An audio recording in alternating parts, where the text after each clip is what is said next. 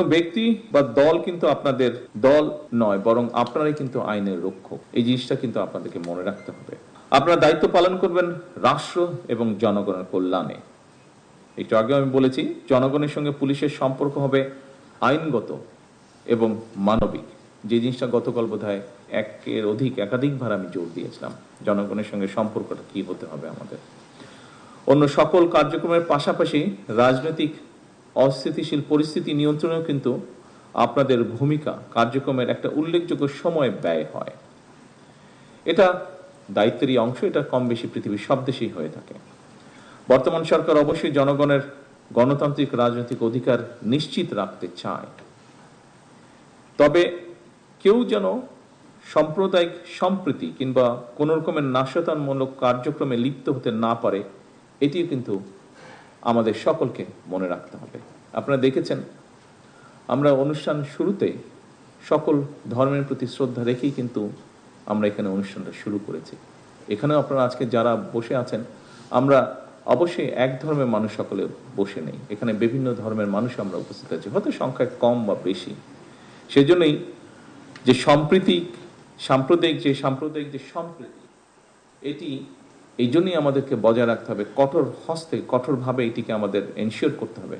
কারণ আপনার সাথে খুব ভালো সম্পর্কের একজন সহকর্মী আছেন, হতে পারেন তিনি আপনার সহধর্মের মানুষ নন, অন্য ধর্মের মানুষ, কিন্তু আপনার সাথে মানুষ হিসাবে, একজন সহকর্মী হিসাবে তার সাথে আপনার সম্পর্ক অত্যন্ত ভালো, অত্যন্ত ফ্রেন্ডলি সম্পর্ক।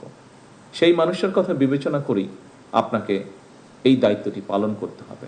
বর্তমান সরকার নির্বাচনী ইশতেহার এবং জনগণের সামনে স্বাক্ষরিত যে জুলাই সনদ, এটার প্রতিটি দফা, প্রতিটা অঙ্গীকার পর্যায়ক্রমে অক্ষরে অক্ষরে বাস্তবায়ন করবে ইনশাআল্লাহ।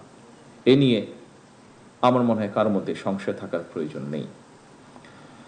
রাষ্ট্র ও সমাজে মানুষ নানা রকম অপরাধে জড়িয়ে পড়ে। অর্থনৈতিক বৈষম্য স্বাভাবিকভাবেই এর অন্যতম একটি কারণ। এখানে একজন বক্তা বক্তব্যে বলেছেন, স্বাভাবিকভাবেই বেসিক ডিমান্ডগুলো যদি মানুষের পূরণ হয়, সেক্ষেত্রে সমস্যার সমাধান হয়, অনেক সমস্যাই এড়ানো সম্ভব হয়।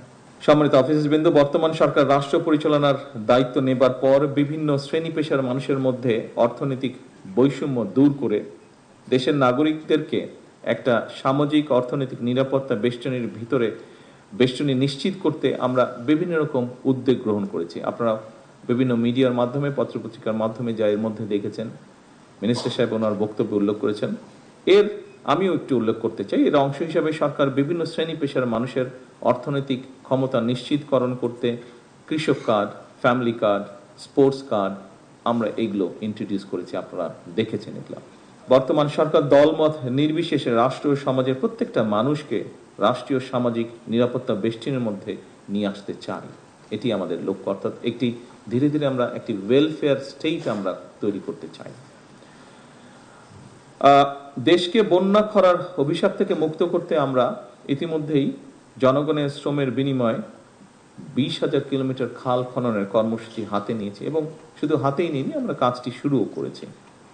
আমরা মনে করি খাল খনন পুনর্খননের মাধ্যমে পানি সংরক্ষণ নিশ্চিত করা গেলে কৃষকগণ যেমন সারা বছর মৌসুম অনুযায়ী ফসল উৎপাদনের সুযোগ পাবে, অপরদিকে খাল খননের মাধ্যমে অনেক মানুষ সাময়িক কর্মসংস্থানের পাশাপাশি নিজের মধ্যে পারস্পরিক সংহতি ও সমৃদ্ধি সৃষ্টিতেও একটি অবদান রাখবেন। এছাড়া প্রাকৃতিক কতগুলো বিষয় তো অবশ্যই আছে। পানির একটি বিশাল সমস্যা সারা দুনিয়াতে তৈরি হচ্ছে, এনার্জি সমস্যার পাশাপাশি। অফিসারবৃন্দ, সরকার পুলিশ বাহিনীর কল্যাণ নিশ্চিত করতেও আমরা সচেষ্ট। সততা, মেধা এবং দক্ষতাই হবে প্রশাসনের নিয়োগ, বদলি কিংবা প্রমোশনের মূল নীতি। আমরা দেখেছি অতীতে, আপনারাও অনেকেই এক্সপিরিয়েন্স ফেস করেছেন।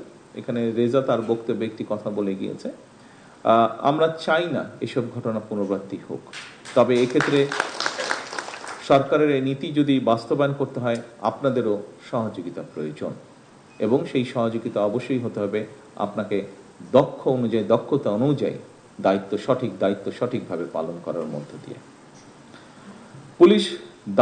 পুলিশের দায়িত্ব আমরা জানি।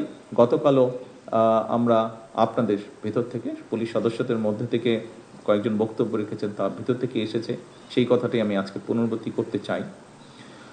পুলিশের দায়িত্ব কখনোই নির্দিষ্ট সময়ের মধ্যে সীমাবদ্ধ থাকে না। আমরা প্রতিনিয়তই ব্যাপারটা দেখছি। একজন পুলিশ সদস্য দিন রাত সপ্তাহে প্রতিটি দিন, এমনকি ছুটির দিনেও দায়িত্ব পালন করে থাকেন। তাই পুলিশ কর্মকর্তা এবং সদস্যদের শারীরিক মানসিক সুস্থতা নিশ্চিত করার ব্যাপারে অবশ্যই সরকার উদাসীন থাকতে পারে না, যেটি আপনাদেরও একটি ডিমান্ড আছে এরকম।